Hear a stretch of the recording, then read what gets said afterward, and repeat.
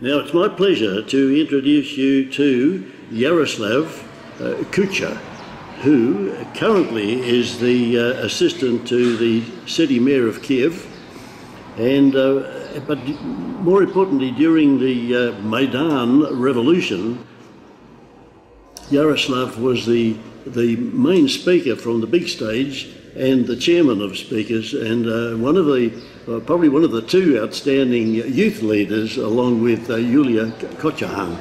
And I know her from a lot of time. Yep. So we work together. We have a lot of interesting projects here. Yep. Political project. We start with a libertarian and free economic market project. Yes. So we start the projects in Ukraine, in Europe. So we have a good communication with Yulia. Wonderful. And your role, you are also involved in some youth. A political organization, yes. Yep. I am one of the head of Kiev regional organization, Batkivshina YOS. It's a political organization of the biggest Ukrainian politics party, Batkivshina party, with the head of Yulia Tymoshenko, and we work with the youth in Ukraine. And in the Kiev city region, I am a head of that organization. Okay, that's a big responsibility, certainly in these interesting times. Now, what your outstanding leadership qualities, I understand, were responsible for when all that activity and that revolution was happening. You had the leadership ability to calm the crowd and maintain its civil approach to this whole excitement. How did you do that? How did you stop it from getting out of control? You could see there was an element trying to make it unstable. How did you do that, Yaroslav? We speak with the people. I said to them what they want to hear.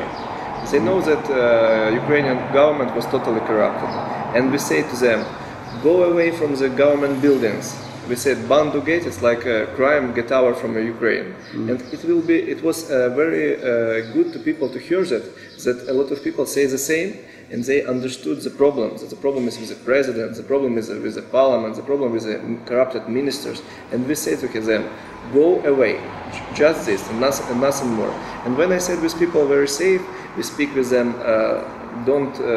we speak about Russia a lot, we speak about a lot of our experts here in Ukraine, and people can something change it in their minds, because they think that a lot of people think the same.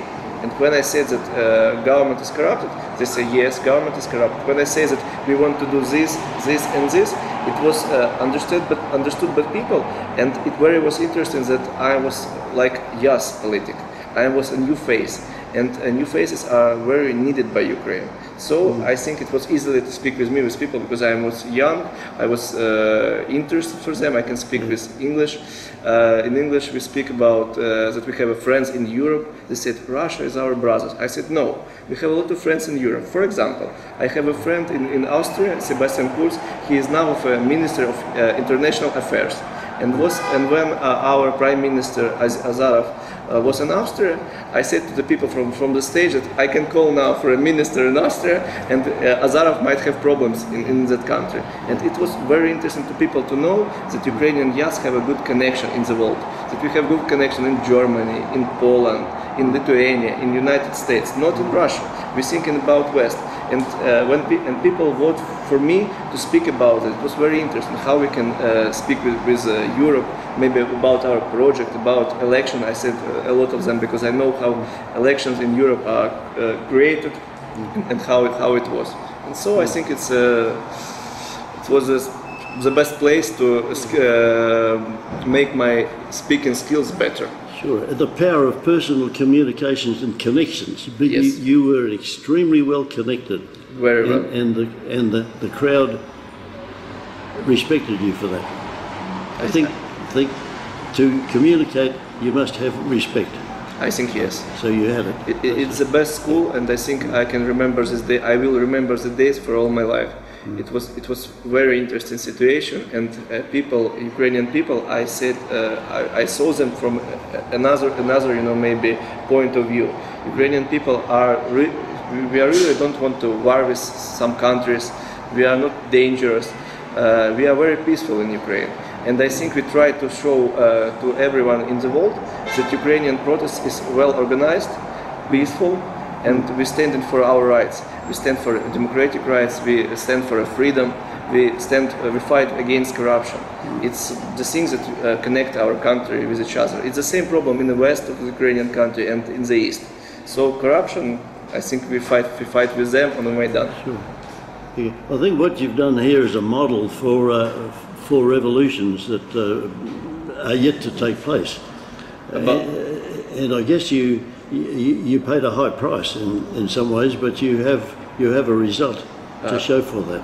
We have a very good result, and I hope that our information, our knowledge of this revolution, we can give it to our friends, for example, in Russia. And if they want to start revolution for export, I think we can give the technology for them for free. They can use it.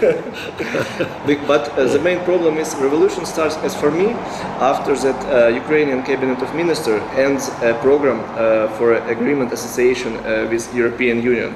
When Prime Minister says that we finish all work about that, Ukrainian people admitted who give you that command to stop everything. He says that we want to seek an agreement with Russia, not with European Union. As for me, that was the first day when we start revolution here in Ukraine. That's good. Now, where to from now with the revolution? Where do you go from that? I had a tour last night of the whole of Maidan Square, and the remnants of everything that's left there. It's almost like a monument.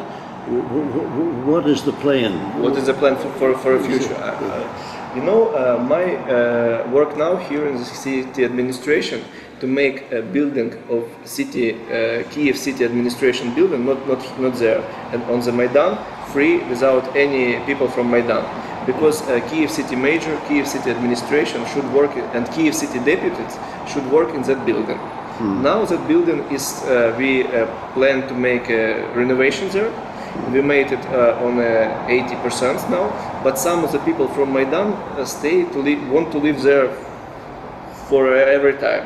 We said to them, it's impossible, because it's a building for a city administration. So if you want to live, for example, in Kiev, I think we can speak about something. Maybe we can find you some hostel or something like that for a few months to stay here.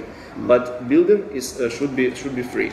In that building should work deputies, and it can be 24 hours access for everyone. If you want to go to the buildings, it's free for you, and you can go in and speak with every person who works there. For a Maidan, I think it will be a problem, because some people now Maidan is not the same that was in the revolution. A lot of people now came to Kiev to make money on the Maidan. They put some boxes, ask people for money because they are like revolutionists, and they want to fight against a new government or something like that. We understood the problem, but we said to them, if you want to fight with someone, you can go now for east. If you want to drink here, it's not the best place. We plan to make a big renovation in the Kiev city center. We plan to make a monument for people from Nебesna Sotnya who dies for Ukrainian freedom. This part of the Kiev, it was with car driving, and now it will be with any cars. It will be maybe some parks there or some interesting monument. We think about, like in the United States, that they make a monument for 11 September, 9 September. Yes, and we maybe plan to do something serious like in the United States. It's one of the idea. Okay, well, it certainly shouldn't be forgotten. It's very dramatic. Very dramatic times. We make all as we can help for families. I know some people who died because they was not my friends, but I know them. It's very hard to remember the days, and I think anyone can die for this revolution. It's very high price. It's very high price for Ukraine, for our people, and it's very hard to remember. After all the dies, I was like a speaker on the death ceremony when the people we need to give them people bodies for parents. It was very hard to speak with them. It's very hard to make documents who is that person, because we can't understood where lives this person, where lives the family. It was very hard times, and I had problems when I fall asleep, and in my dreams I see the faces of the people. It was very hard, and I make a small vacation after Maidan finished. Okay, well, you've got a lot of moral support from the rest of the world, and we've all followed this on a daily basis, and our thoughts and best wishes are with you, and you Yes, can reach out. It was really good when I received a lot of calls from Spain, from Italy, from United States. Some people, I don't know where they take my number, but they called me to say, you need to fight, thank you that you are staying here. I asked, who are you? No, just we find your phone number in internet, so it's not a problem. Like I say, thank you very much for that. And thank you, Yaroslav, for your time and your hospitality today. And